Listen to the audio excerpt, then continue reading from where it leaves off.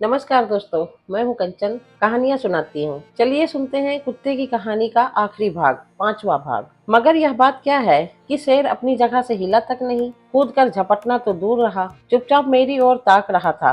मुझे उसकी आंखों में कुछ ऐसी बात नजर आई कि मेरा खौफ जाता रहा। मैं डरते डरते एक कदम और आगे बढ़ा, फिर भी शेर अपनी जगह से ना हिला। अब मेरे कानों में धीरे धीरे कराहने की आवाज हुई। समझ गया बीमार है। जरा और पास गया तो शेर ने दर्द भरी आवाज मुंह से निकाली और अपना अगला दाहिना पैर उठाया। वह बुरी तरह फूला हुआ था। अब समझ में आ गया, इसी वजह से यह महाशय दम साधे बैठे हुए थे। बार बार पूंछ हिलाते थे, जमुहैया लेते थे और हम लोगों को कू करते थे। जरूर इनके पाँव में कांटा चुभा हुआ है, मगर मैं कैसे निकालता। यहाँ भी तो दांत बिल्कुल शेरों ही जैसे हैं। पहले तो जी में आया कि यह कुछ कर सके तो नहीं, इन्हें यहीं पड़ा रहने दो। कहीं ऐसा न हो कि कांटा निकालते ही इनका मिजाज बदल जाए और एक ही जस्त में हम तीनों को चट कर जाए। मगर फिर दया आई। ऐसा तो हम लोग कभी नहीं करते कि किसी का एहसान भूल जाएं। यह भी तो हमारी बिरादरी का जीव है। यह सोचकर मैं साहब के होश में आने की राह देखने लगा। आखिर थोड़ी देर में उनकी आंखें खुली।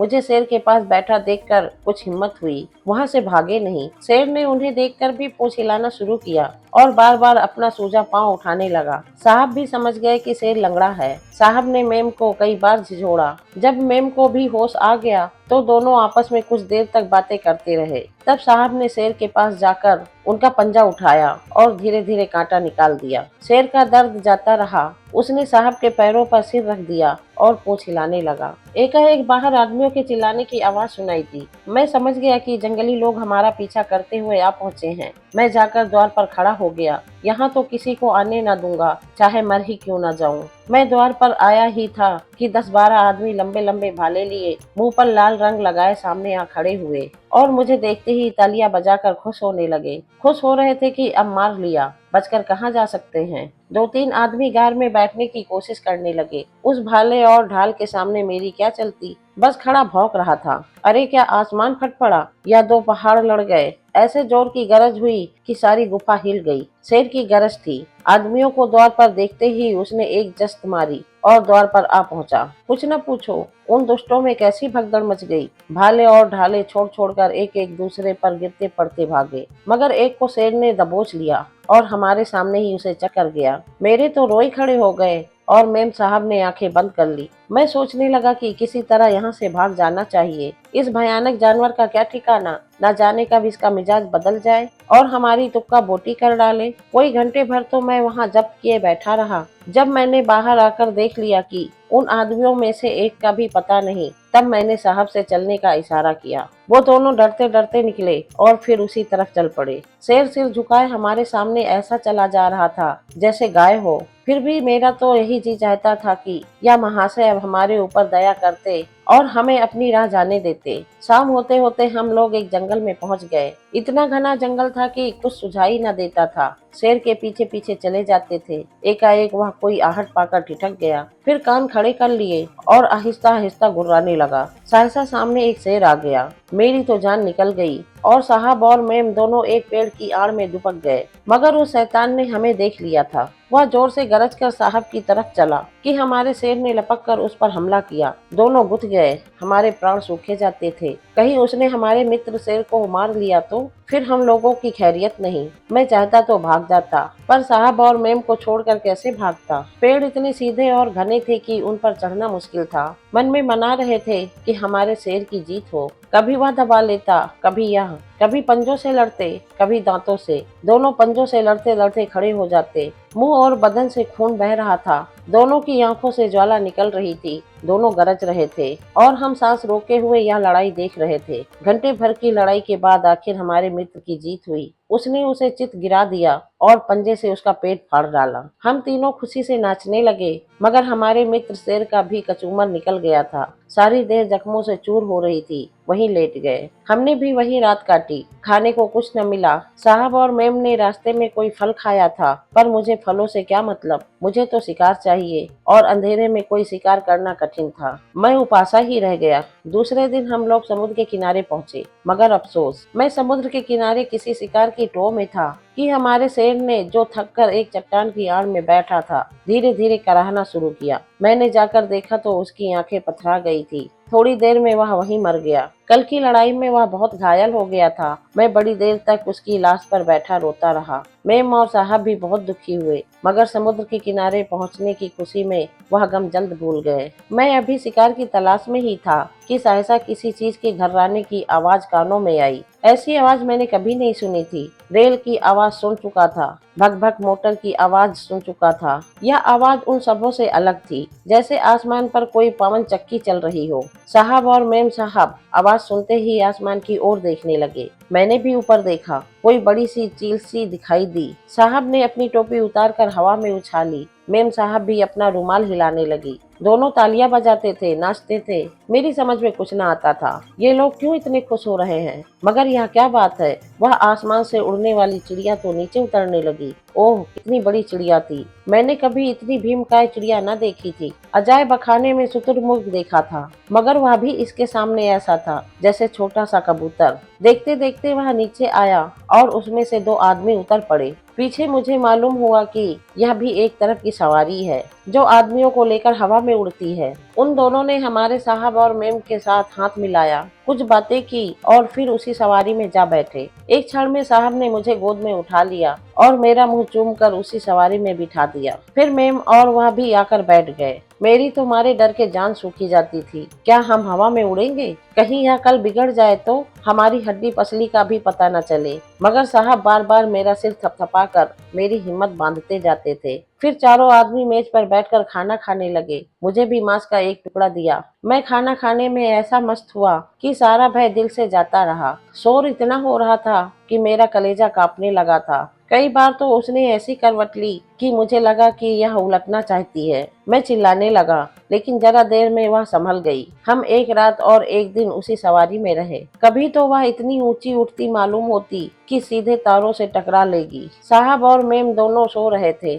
लेकिन मुझे नींद कहाँ। मैं तो बार बार भगवान भगवान कर रहा था कि किसी तरह वह संकट टले। दूसरे दिन प्रातःकाल बड़े जोर का तूफान आया। यह यंत्र भंवर में पड़ी हुई किश्ती के समान चक्कर खाने लगा। बिजली इतनी जोर से कड़कती थी कि जान पड़ता था सिर पर गिरी। चमक इतनी तेज थी कि आंखें झपक जाती थी। यंत्र कभी दाएं करवट हो जाता, कभी बाएं। कभी कभी तो उसके पंख रुक जाते और जान पड़ता वह नीचे की ओर गिरा जा रहा है। चारों आदमी घबराए हुए थे और ईश्वर ईश्वर कह रहे थे। मेम साहब तो आंखों पर रुमाल रखे रो रही थी। घबराया मैं भी कुछ कम ना था, मगर मेम साहब के रोने पर मुझे हंसी आ गई। पूछो, उनके रोने से क्या तूफान चला जाएगा? वह समय रोने का नहीं, दिल को मजबूत करके खतरे का सामना करने का था। लेकिन समझाता कौन? आखिर एक घंटे में अंधड़ शांत हो गया और यंत्र सीधा चलने लगा। दोपहर होते होते वह एक बड़े मैदान में उतरा, जहाँ झाड़ियां गड़ी हुई थी और उसी तरह के कई यंत्र रखे हुए थे। साहब ने मुझे गोद में लेकर उतारा और एक मोटर कार पर बैठकर चले। अब मैंने देखा तो हम साहब के बंगले की ओर जा रहे थे। मेरे कितने ही दोस्त पुरानी सड़कों पर घूमते नजर आए। मेरा जी चाहता था इनके पास जाकर गले मिलूं, उनका कुशल क्षेम पूछूं और अपनी यात्रा का वृतांत सुनाऊं, लेकिन मोटर भागी जा रही थी। एक क्षण में हम बंगले पर पहुंचे। मैं अभी नींद भी न लेने पाया था कि नौकर ने आकर मुझे नहलाना शुरू कर दिया। फिर उसने मेरे गले में एक रेशमी पट्टा डाला और मुझे लाकर साहब के मुलाकाती कमरे में एक सोफे पर बैठा दिया। मेम साहब प्लेट में मेरा भोजन लाई और अपने हाथों से खिलाने लगी। उस वक्त मुझे ऐसा अभिमान हुआ कि क्या कहूँ। जी चाहता था मेरी बिरादरी वाले आकर देखें और मुझ पर गर्व करें। मुझ में कोई सुखारब के पर नहीं लग गए हैं। मैं आज भी वही कल्लू हूँ, वही कमजोर मरियल कल्लू। मगर मैंने अपने कर्तव्य पालन में कभी चूक नहीं की। सच्चाई को कभी हाथ से नहीं जाने दिया। मैत्री को हमेशा निभाया और एहसान कभी नहीं भूला। अवसर पड़ने पर खतरों का निडर होकर हथेली पर जान रखकर सामना किया। जो कुछ सच समझा उसकी रक्षा में प्राण तक देने को तैयार रहा और उसी का बरकत है कि मैं आज इतना स्नेह और आदर पा रहा हूँ। दूसरे दिन मैंने देखा कि कमरे के द्वार पर पर्दा डाल दिया गया है और वहाँ पर एक चपरासी बिठा दिया गया है। शहर के बड़े बड़े आदमी मुझे देखने आ रहे हैं और मुझ पर फूलों की वर्षा कर रहे हैं। अच्छे अच्छे जेंटलमैन कोट पतलून पहने, अच्छी अच्छी महिलाएं गाउन और हैट से सुशोभित, बड़े बड़े सेठ साहूकार, बड़े बड़े घरों की देवियां, स्कूल और कॉलेजों के लड़के, फौजों के सिपाही सभी आकर मुझे देखते हैं और मेरी प्रशंसा करते हैं। कोई फूल चढ़ाता है, कोई दंडवत करता है, कोई हाथ जोड़ता है। शायद समझ रहे थे यह कोई देवता है और इस रूप में संसार का कल्याण करने आया है। जेंटलमैन लोग देवता का अर्थ तो न समझते थे, पर कोई गैर मामूली चमत्कारी जीव अवश्य समझ रहे थे। कई देवियों ने तो मेरे पांव भी छुए। मुझे उनकी मूर्खता पर हंसी आ रही थी।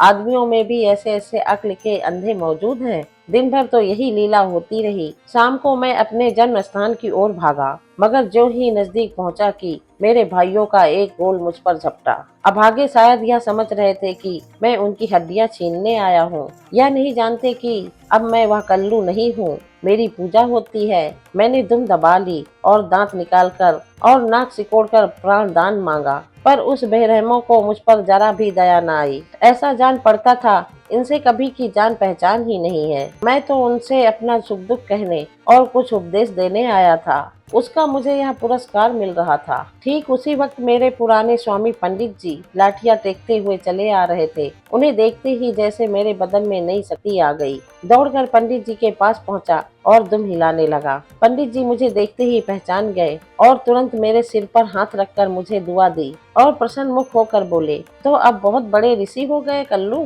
तुम्हारी तो अखबारों में तारीफ हो रही है। तुम इन गधों के बीच में कैसे आ फंसे? और उन्होंने डंडा तानकर उन दुष्टों को धमकाया जो अभी तक मुझ पर झपटने को तैयार थे, मगर डंडा देखते ही सब के सब चूहे की तरह भागे। मैं पंडित जी के पीछे पीछे हो लिया और बचपन के कीड़ा छेद की सैर करता हुआ पंडित जी के घर गया। बार बार जकिया और माता जी की याद आ रही थी। यह आदर सम्मान उनके बिना है था। पंडित जी के घर मेरा पहुंचना था कि पंडिताइन ने दौड़कर मुझे हाथ जोड़े। जरा देर में मोहल्ले में मेरे आने की खबर फैल गई। फिर क्या था, लोग दर्शनों को आने लगे और कईयों ने तो मुझ पर पैसे और रुपए और मिठाइयाँ चढ़ाई।